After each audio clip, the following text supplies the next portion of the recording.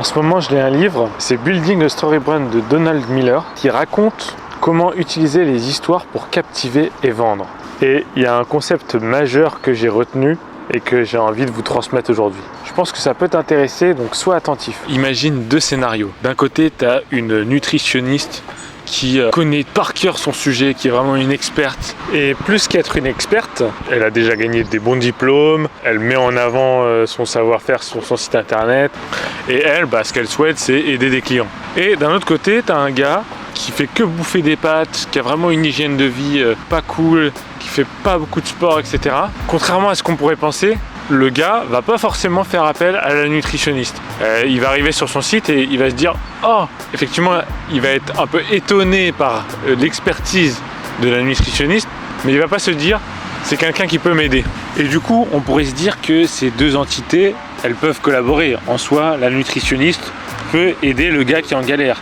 Eh ben non, parce que les histoires, elles sont pas alignées. Et le concept que met en avant Donald Miller, c'est que dans chaque histoire, il y a un héros. Ce héros, il a des obstacles et il a un but en particulier. Et dans cette histoire, il y a un mentor. Il y a quelqu'un qui va l'aider à surmonter ses obstacles pour arriver à ses objectifs.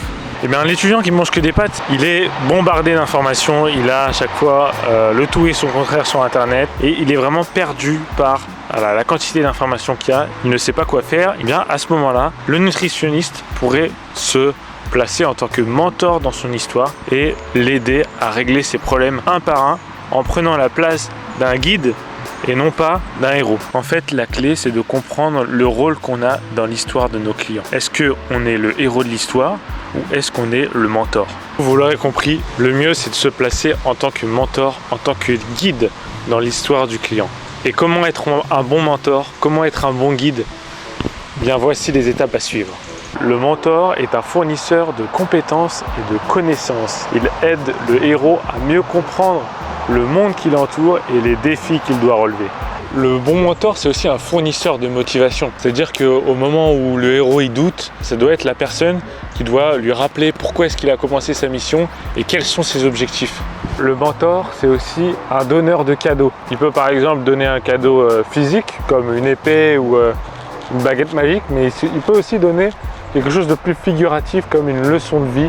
Un bon mentor, c'est aussi un protecteur, donc c'est quelqu'un qui va défendre le héros dans les moments difficiles, qui va vraiment être avec lui dans la bataille. Alors pas forcément en étant dans la bataille, mais surtout en le préparant et en lui donnant le temps de se préparer aux potentiels ennemis qui arrivent. Bon moi sinon j'ai fini ma petite balade là, je vais rentrer chez moi. Voilà, n'hésite pas à t'abonner si jamais tu as bien aimé ce petit concept de résumé de concept de livre. Surtout n'hésite pas à faire appel à mes services si tu as besoin d'un vidéaste et donc d'un mentor, d'une personne qui va t'aider dans le fait de raconter l'histoire de ta marque. N'hésite pas à faire appel à moi. Mon mail est juste ici.